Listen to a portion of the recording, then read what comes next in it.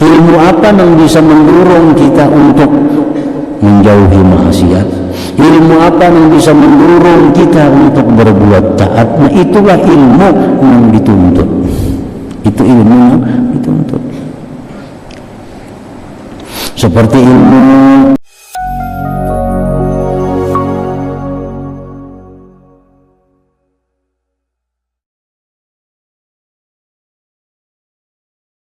ada orang yang belajar ilmu fikih lebih banyak lagi karena orangnya lebih banyak pekerjaannya.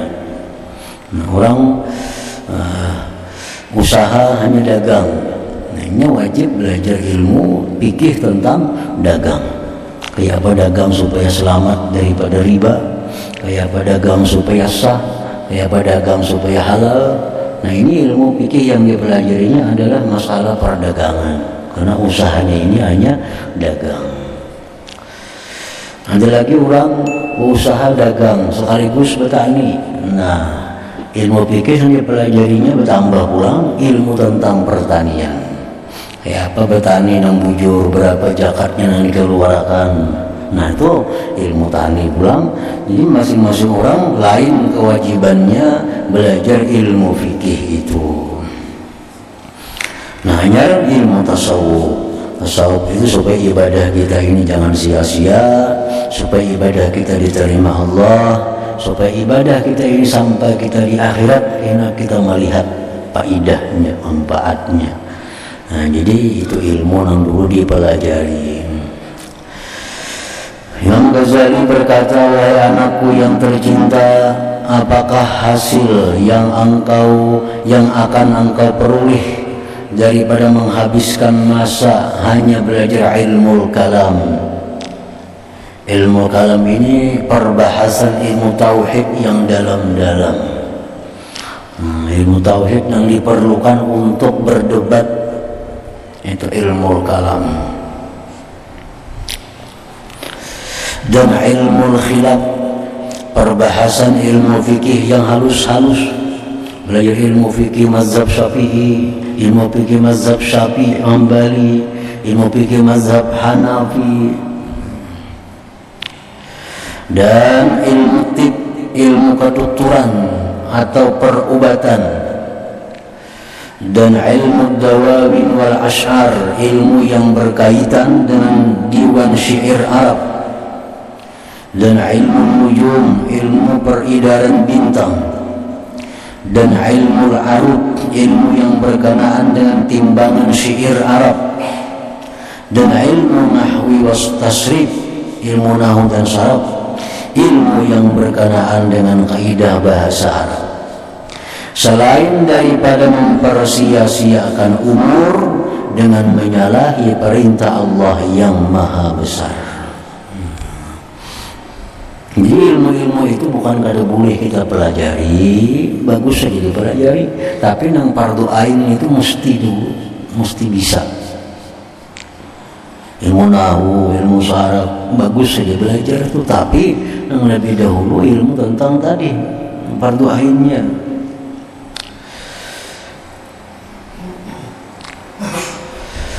Sesungguhnya ujar Imam Ghazali, aku telah melihat di dalam Injil Nabi Isa alaihissalam ada disebutkan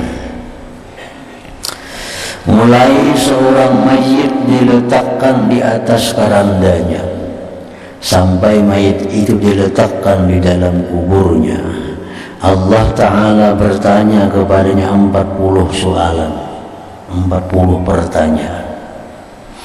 Yang pertama sekali ialah, wahai hambaku ya Tuhan, kenapa engkau senantiasa sepanjang tahun memperhatikan kebersihan tempat pandangan manusia kepadamu, yaitu anggota zahirmu, tetapi engkau tidak peduli kepada tempat pandanganku, hati engkau, walaupun hanya satu saat.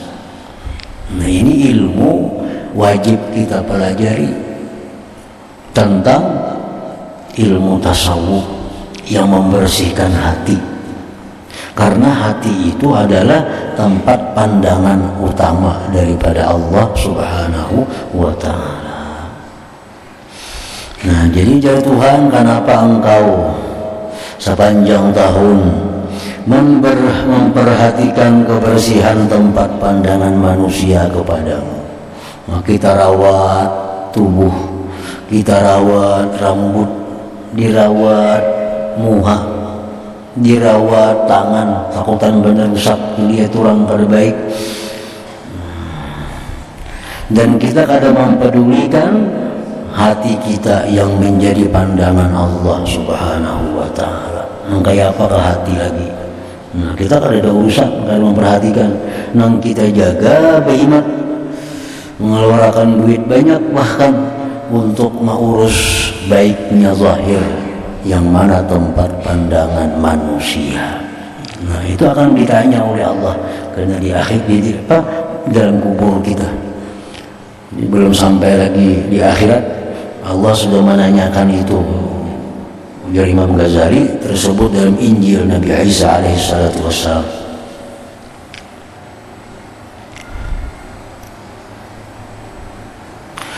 Dan setiap hari Allah Ta'ala memandang ke dalam hatimu, lalu Ia berfirman, kenapa engkau hanya memberikan perhatian kepada yang lain daripada aku, sedangkan engkau dikelilingi dengan ihsanku, dengan kebaikanku? Apakah engkau sebenarnya tuli dan tidak dapat mendengar lagi?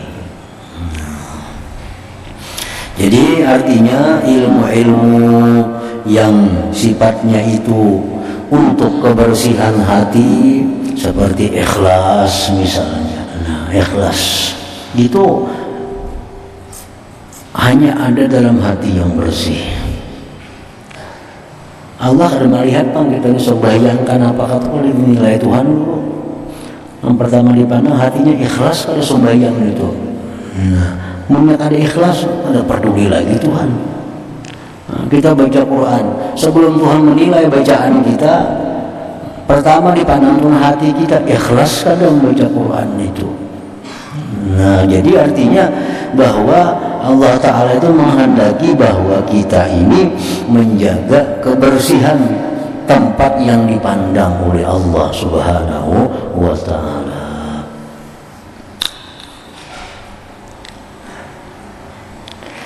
Jadi ikhlas, apalagi contohnya kebersihan hati itu tawakal, ridha, syukur, sabar, khauf, raja. Nah, itu semua Anda andap ini dalam hati, yang mana Allah akan gembira bila melihat hati kita berisi dengan sifat-sifat yang terpuji itu. Nah, jadi artinya maksud dari Imam Ghazali tadi, dahulukan belajar ilmu yang fardu ain.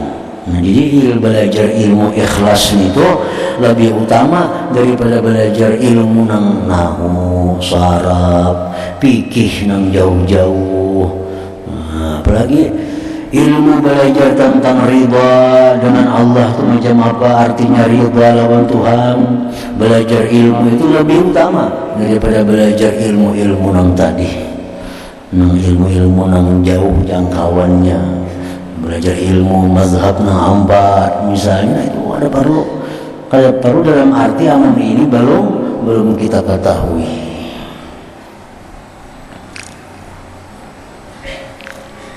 Jadi ulama-ulama kita sudah mengulahkan kitabnya. Kita kadang hari lagi kitab Sagan Akidah 50 ada disusunakan oleh ulama. Kitab fikih khusus sagan beribadah ada disusun oleh para ulama. Kitab tasawuf yang cukup untuk membersihkan hati, menghiasi hati dengan sifat-sifat mulia ada dikarang oleh ulama. Jadi tinggal kita pilih kitab-kitab halus itu yang dulu yang fardu ain dipelajari oleh kita.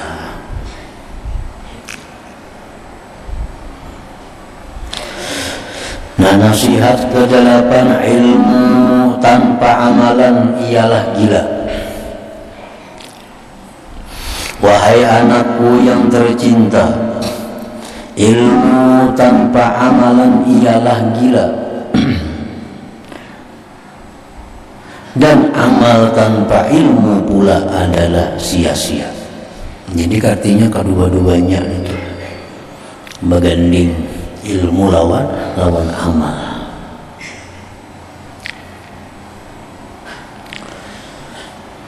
Dan ketahuilah bahwasanya ilmu semata-mata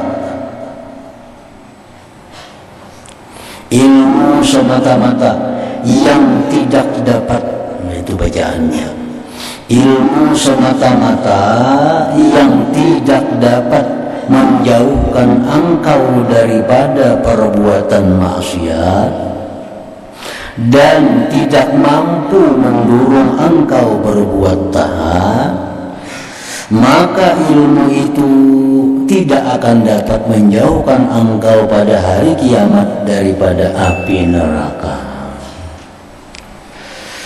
Ilmu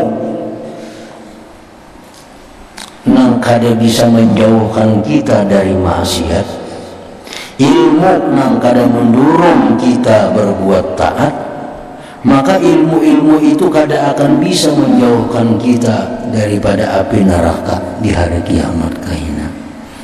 Ilmu apa aja itu? Kita belajar misalnya ilmu hitung umpamanya. Nah, ilmu hitung itu adalah hubungannya lawan menjauhkan kita daripada maksiat, mendorong kita untuk taat, kada ada hubungannya. Maka ilmu hitung itu kada akan bisa menjauhkan kita di neraka daripada akhirat. Ilmu apa yang bisa mendorong kita untuk menjauhi maksiat? Ilmu apa yang bisa mendorong kita untuk berbuat taat? Nah, itulah ilmu yang dituntut. Itu ilmu yang dituntut. Seperti ilmu tentang khauf misalnya, tentang takut. Takut, orang itu takut kepada Allah ada kalanya karena siksa Allah. Ada orang takut kepada Allah itu karena Allah punya sifat kebesaran. Nah, itu lebih mulia lagi sifat takutnya. Nah, kita pelajari ilmu itu, kita kada wani lagi berbuat ada wani berbuat maksiat. Kita sudah belajar. Orang yang tulas dimasukkan ke dalam neraka. Orang yang pendusta dimasukkan Tuhan dalam neraka. Orang yang ketujuh menggunjing orang habis terbakar amal kebaikannya. Orang yang ini jam habis neraka. Nah, belajar ilmu itu kita. Bila kita tahu ilmu itu, kalau kita takutan jadinya. Nah, takutan berbuat itu. Nah, ini ilmu yang dipelajari. Ilmu yang dipelajari. Ilmu tentang raja. Raja artinya harapan. Allah memberikan harapan kepada kita bila engkau beriman beramal salih kena di surga, mengalir sungai-sungai di bawahnya. Bila engkau beramal ini, berbuat ini, engkau diberi kelapangan dunia dan akhirat. Bila engkau melakukan ini, engkau dapat kemuliaan. Nah, lalu tadurung hati kita untuk berbuat kebaikan. Nah, itu ilmu yang perlu dipelajari. Ilmu-ilmu yang supaya kita takutan melawan maksiat, ilmu-ilmu yang supaya kita gemar dengan taat, itulah ilmu yang fardu ain dipelajari itu. Sebab ilmu itulah yang akan membawakan kita pada hari kiamat daripada api neraka.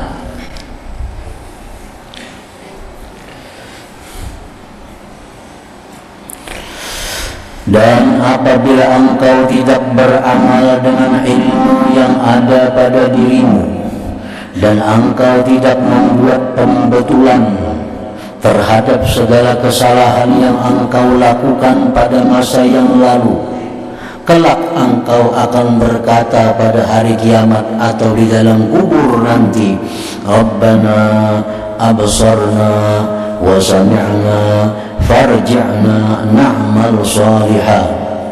Maksudnya, wahai Tuhanku, kembalikan aku ke dalam dunia untuk dapat beramal salih.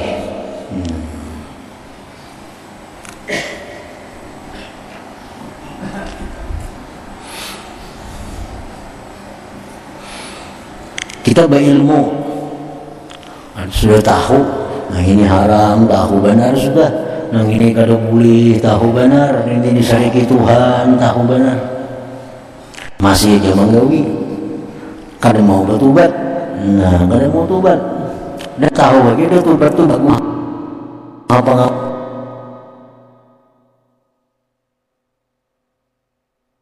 Nah kada mau tobat. Nah karena orang ini bila mana kena mati, begitu masuk ke dalam kubur sudah berkata, wahai Tuhanku, kembalikan aku ke dalam dunia untuk aku dapat beramal saleh.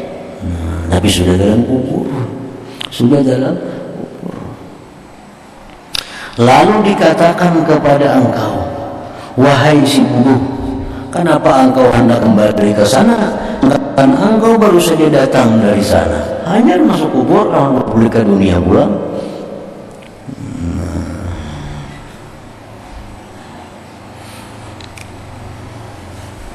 Itu hadis Nabi yang mengatakan an-nasu niyamun idza matu intahu. Ya Nabi, manusia itu guring. Kita ini guringan semuaan sebujurnya. Guringan.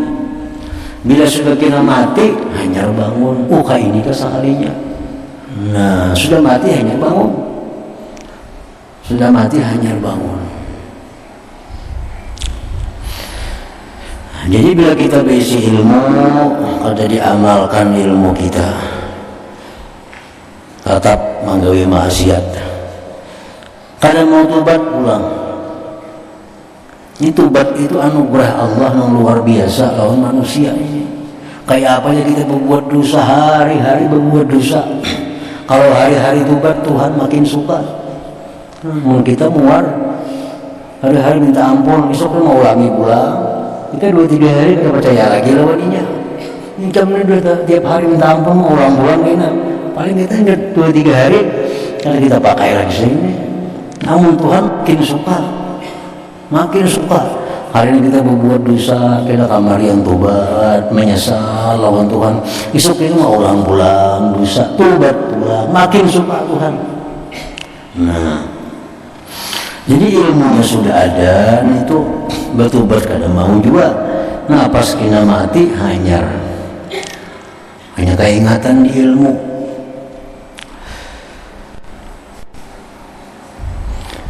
Lalu minta pulihkan ke dalam dunia hendak beramal saleh.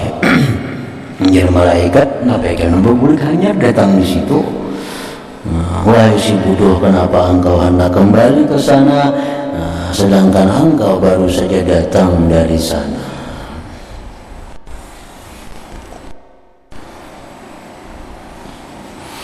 Jadi dengan tobat itu kada ada batasannya. Artinya dosa nang kayak apa aja ganalnya, amun tobat diampuni Tuhan. Amun tobat diampuni Tuhan. Ya, ada kisah tentang seorang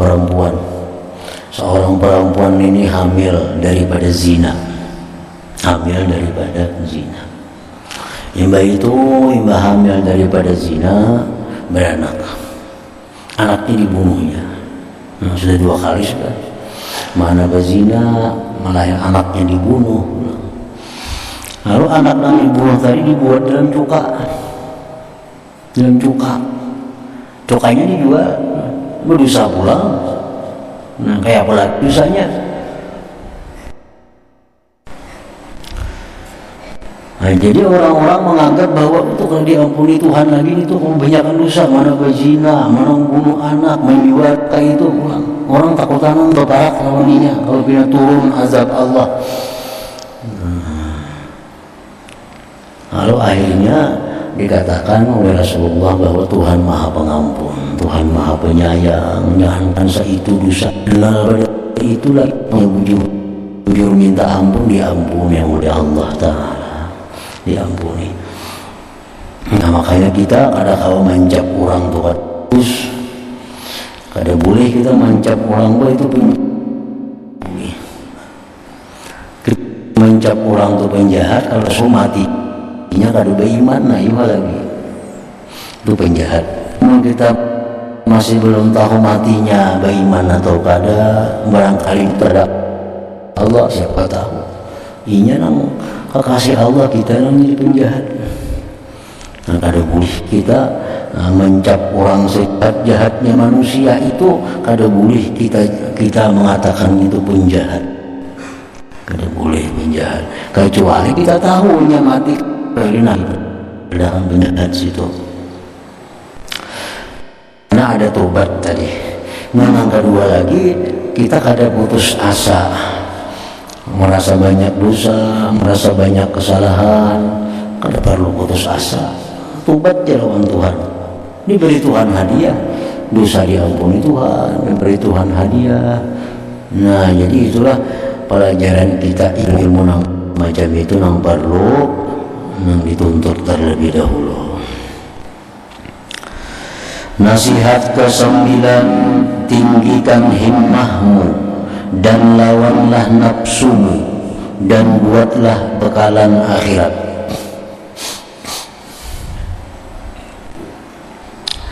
Wahai yang tercinta, jadikanlah himmahmu. Himmahmu itu artinya keinginan. Arti himmah, keinginan kuat dalam meninggikan rohaniyahmu. Rohaniyahmu kan kita lihat jasmani, ada rohani. Jangan hanya jasmani yang kita perhatikan, jangan hanya jasmani yang kita makmurkan, tetapi yang lebih utama adalah rohani kita. Karena roh ini yang kembali kepada Allah Subhanahu wa ta'ala. Badan kita dikubur saja. Begitu kita mati, badan kita dikubur, tapi roh itulah yang menghadap Allah Subhanahu wa ta'ala.